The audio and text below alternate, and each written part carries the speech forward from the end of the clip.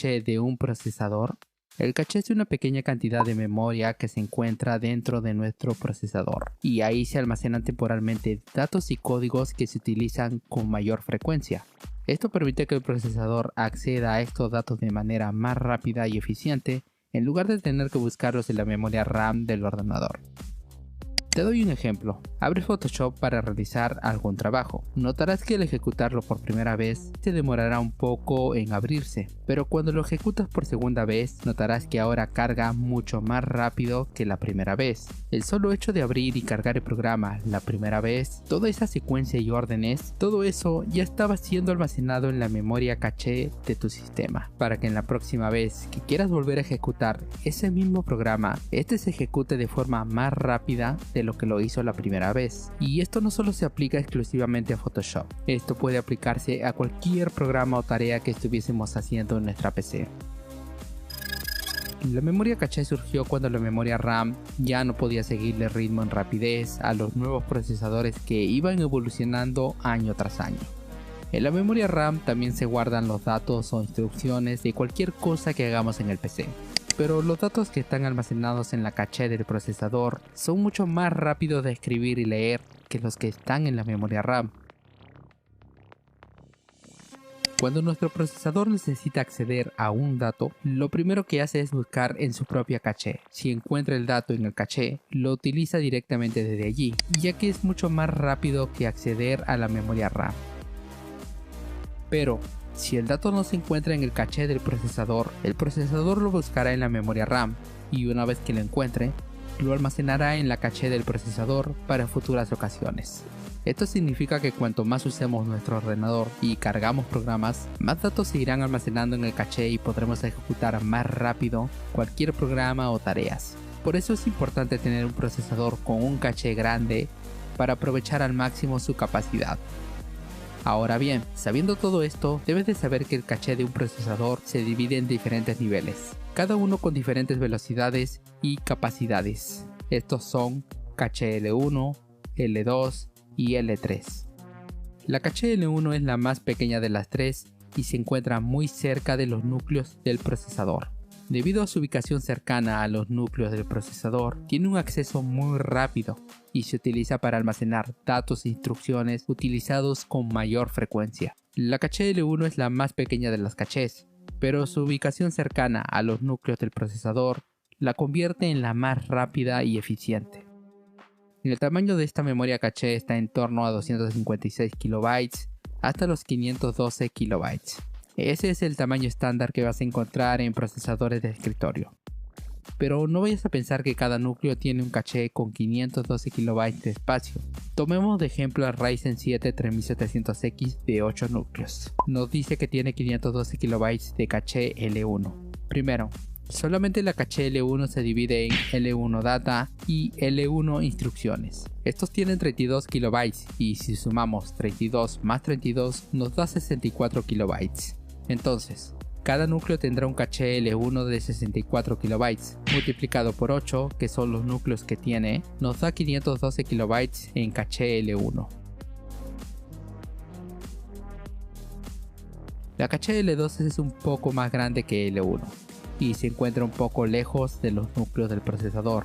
Se utiliza para almacenar datos e instrucciones utilizados con menor frecuencia, pero que aún son importantes para el rendimiento del PC. La caché L2 suele ser más grande que L1.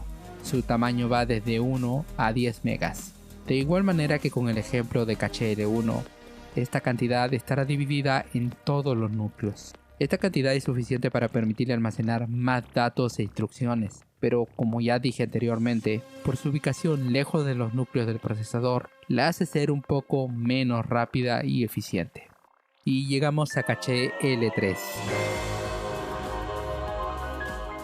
La caché L3 suele ser la más grande de las cachés, llegando a tener muchos megas de espacio disponible, lo que le permite almacenar una cantidad aún mayor de datos e instrucciones, pero por su ubicación bastante lejos de los núcleos del procesador, la hace ser más lenta que L1 y L2. Aún así, se utiliza para almacenar datos e instrucciones utilizados con menor frecuencia que en L2, pero que aún así son importantes para el rendimiento general del PC.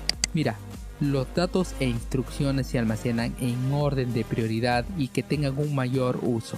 En la caché L1 y L2, al ser más rápidos y cercanos a los núcleos del procesador, el sistema va a priorizar que los datos e instrucciones más importantes se almacenen en dichos espacios de memoria. Pero al tener un tamaño muy limitado, estos se llenarán muy rápido y dejará de lado otros datos que también son importantes. Es ahí donde el gran tamaño de la caché L3 es de gran ayuda, porque almacena muchos datos e instrucciones. Además, esta caché tiene una particularidad de que puede ser compartida por todos los núcleos sin limitaciones. De esta manera, el procesador puede acceder a bastantes datos e instrucciones de manera, digamos, no tan rápida, pero sí eficiente, sobre todo eficiente, lo que mejora el rendimiento general de la PC. Y es por eso que el tamaño de la caché L3 es un factor importante que tenemos que ver a la hora de elegir un procesador.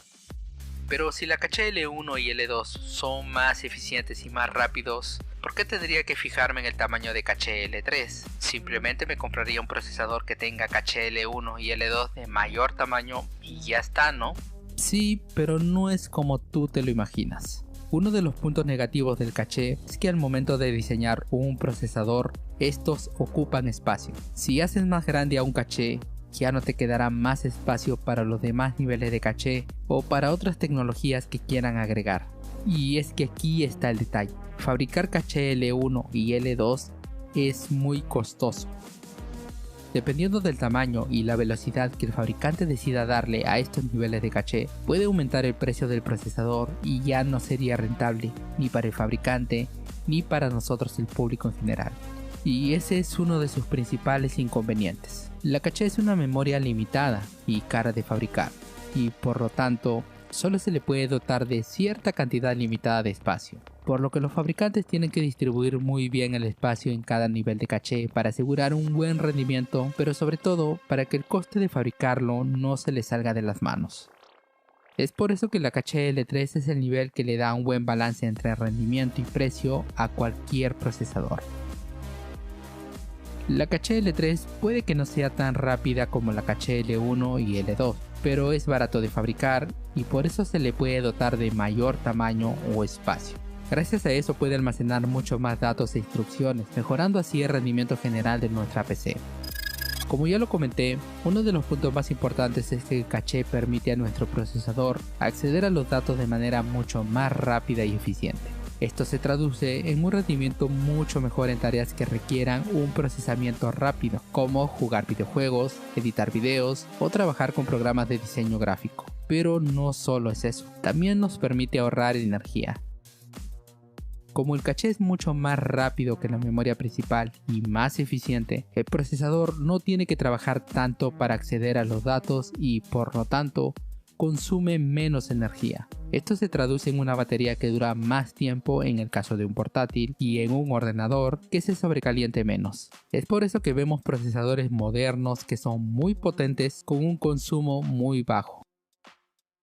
Para finalizar, el caché L1 es más rápido que el caché L2 y L3, lo que permite una mejora en el rendimiento del sistema en general, eso ya lo sabemos. Sin embargo, al tener un tamaño muy limitado, se llena rápidamente y esto en ocasiones afecta su capacidad de almacenamiento, reduciendo así su eficiencia. Además, el caché también puede generar problemas de latencia si el procesador no puede acceder a la información que necesita en el caché, lo que puede aumentar el tiempo de espera en las operaciones. ¿A quién no le ha pasado que se cuelgan los programas o que demoran más de la cuenta en abrirse?